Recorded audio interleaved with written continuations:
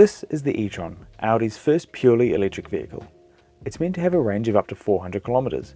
Good thing there's that up to modifier though, because we couldn't seem to get it to register anything more than 320 kilometers after an overnight top up with the home charger.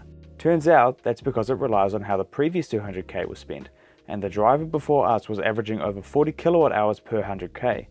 We re-zipped the consumption meter, and on morning motorway cruising we were seeing energy use in the low 20s. We'd imagine most owners with any restraint should achieve between 22 and 26 kilowatt hours per 100k. On the upside, after about 40 minutes of fast charging in Thames, the battery was at 80% from 46, adding 100k of range for 230 total. It costs $17.50 at this ChargeNet 50 kilowatt fast charger, and there are other free fast chargers in Auckland and around the country. Anyway, the car. Audi chose an SUV-like vehicle akin to the Q8 in style and price for its first shot at a BEV, a safe choice. Safe styling too.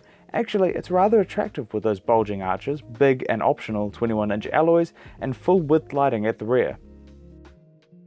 e-tron's not an off-roader as such, more a city slicker. The handbook actually categorically states this is not an off-roader.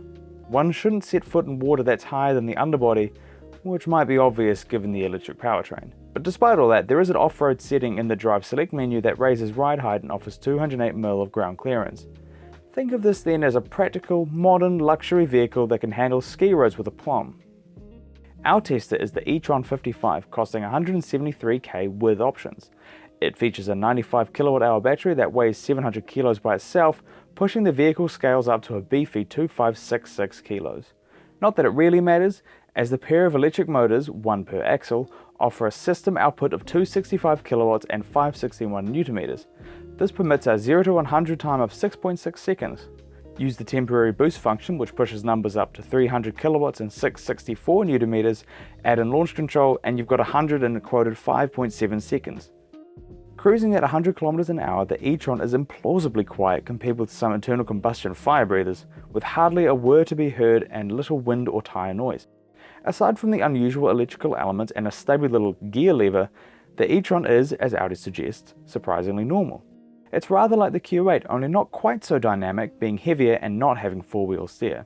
That mass is most obvious on takeoff, where it doesn't quite haul away as briskly unless it's in dynamic mode, and the handling, which, while good enough, is still dominated by a profound sense of mass.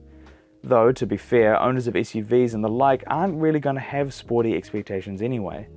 Our machine also had the flashy option of replacing the wing mirrors with digital cameras, which forms part of the $5,800 technology and comfort package. This also includes ambient lighting and matrix LED headlights, among other things.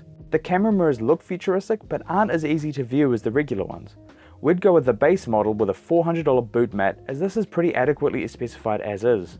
If you want a practical, emissions-free SUV, e-tron is just that, albeit without the range of, say, the similarly priced and sized Q8. For more of a GT experience at a similar price, the edgier styled, lighter, quicker and more dynamic Jaguar I-Pace EV may well be the go. However, if it's a truly sporty electric goer you're after, wait for the e-tron GT, which is based on Porsche's Taycan. Audi promises a stunning look and drive for this Enviro Blaster, due here in New Zealand next year.